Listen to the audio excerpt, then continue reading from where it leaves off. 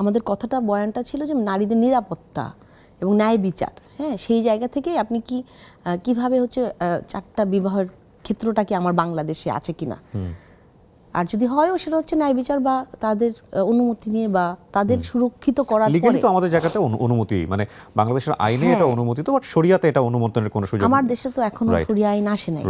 আরেকটা কথা, এটা খুব বোল্ডলি আপনি বলতে পারেন। হ্যাঁ, শরিয়া আইন তো আমার দেশে তো এখনো আসেনি। আরেকটা যেটা আমাদের ইসলামিক বিধানের সাথে কেন সংযুক্ত করা হবে, এটা আমরা তো ইসলামিক বিধান নিয়ে কোনো কথাই বলিনি, সেখানে কথা বলার কোনো প্রশ্নই আসে না।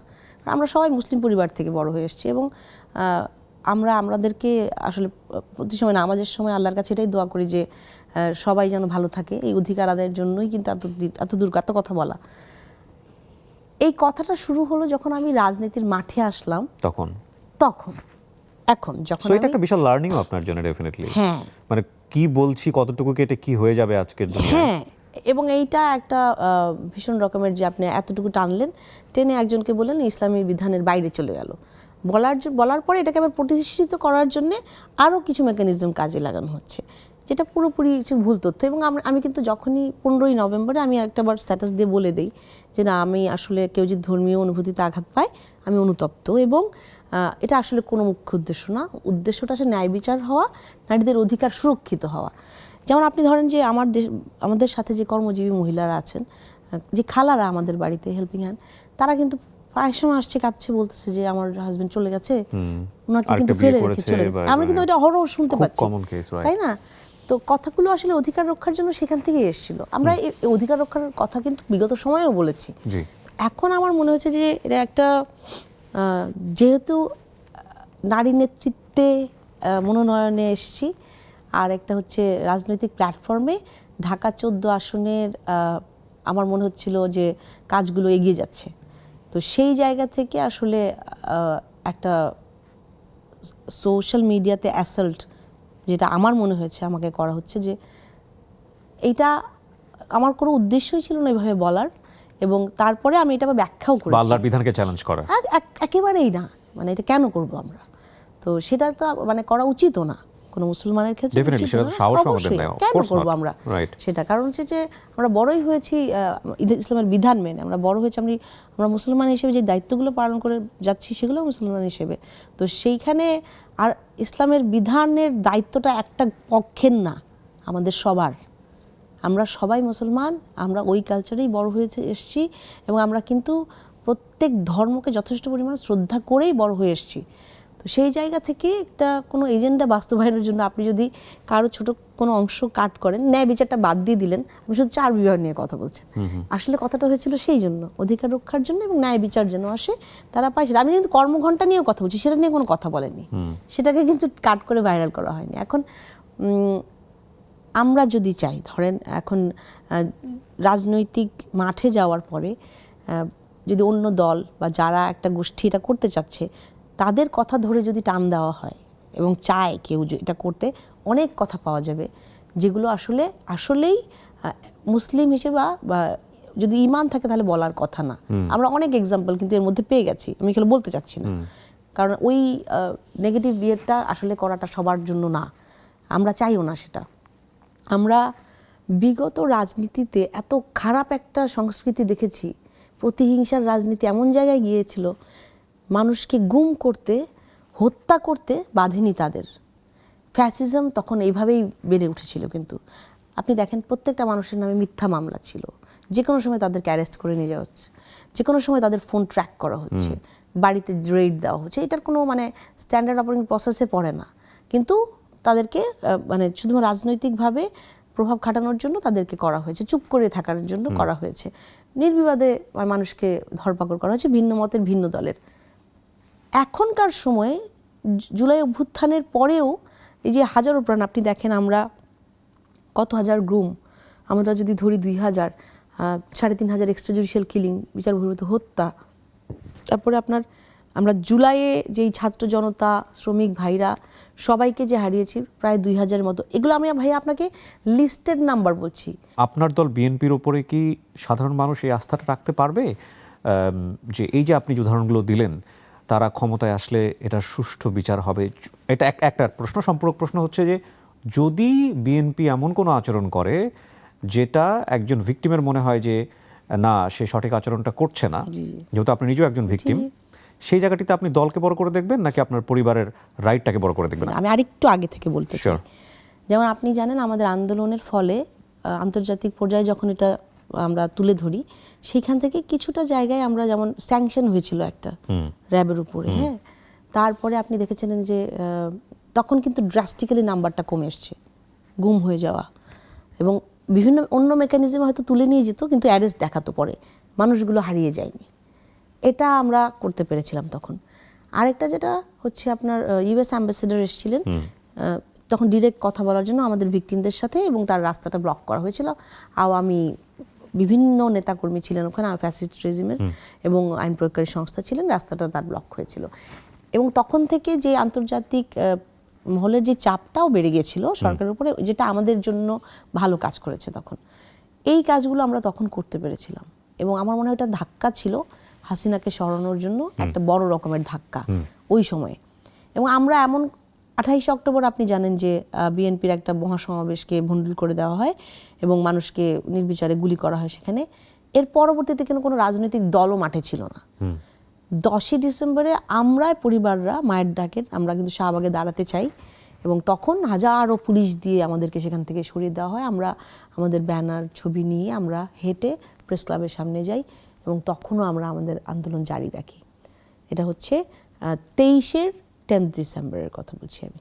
তো সেই সময় থেকে আমাদের এমন সময় ছিল না, জুলাইয়ের প্রত্যেকটা সময় আমরা ইনভলভ ছিলাম, প্রত্যেকটা আন্দোলনে আমাদের প্রত্যেকটা পরিবারের অংশগ্রহণ ছিল।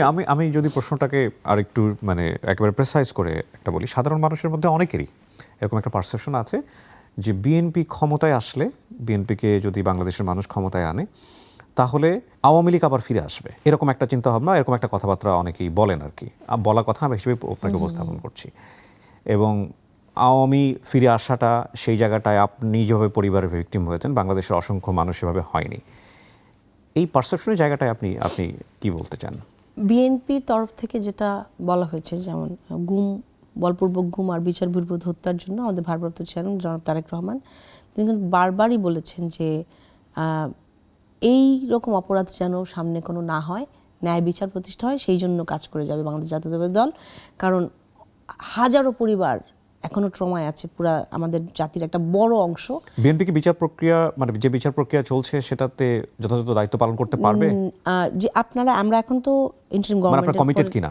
অবশ্যই কমিটেড, এবং এটা কিন্তু বারবার বলা হয়েছে, তাদের তরফ থেকে বারবার বলা হয়েছে যে এই ন্যায় বিচার প্রতিষ্ঠার জন্য তারা যথেষ্ট পরিমাণ মানে যথাযথ পদক্ষেপে থাকবেন, এবং কাউকে আসলে ছাড় দেওয়া হবে না ওই ক্ষেত্রে।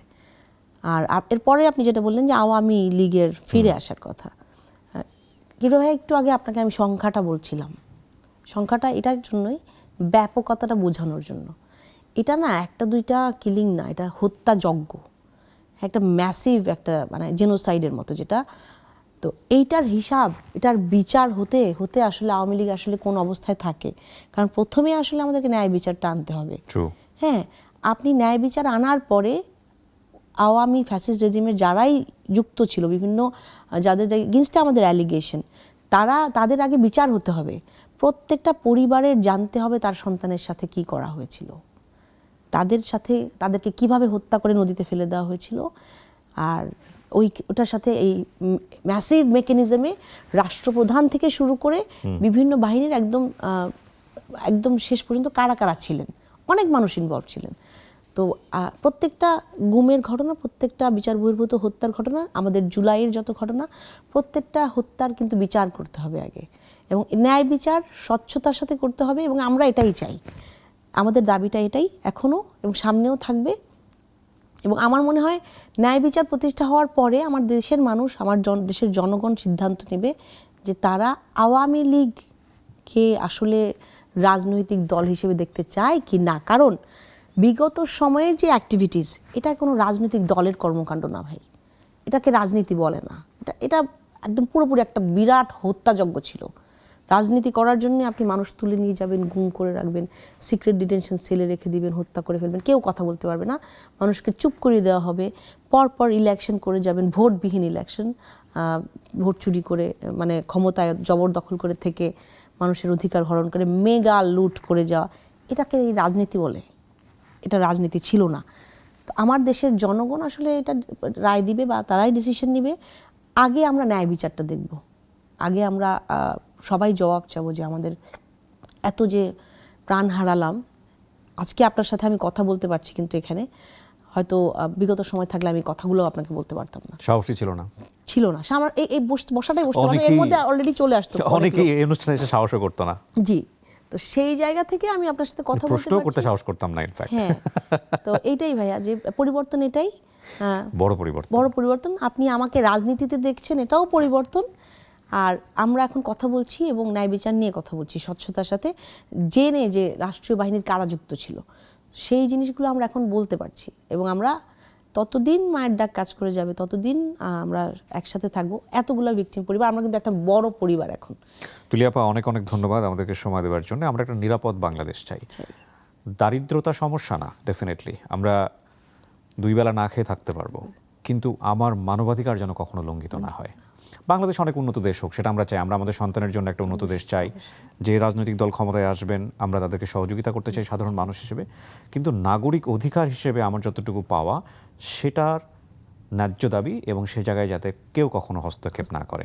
কারণ দিন শেষে সেখানে হস্তক্ষেপ করা মানে হচ্ছে ইন রিটার্ন সেটার ভালো হয় না। একদমই এটা ক্ষমতা, এটা একটা মোহ, এবং এই ক্ষমতাবান একমাত্র তিনি। এর বাইরে আসলে কেউই ক্ষমতাবান নয়। এবং পৃথিবীতে অনেক বড় বড় স্বৈর শাসক এসছেন, একটা সার্টেন পিরিয়ড পর্যন্ত এসছেন, তারপরে তাদের পরিণতি ভালো হয়নি।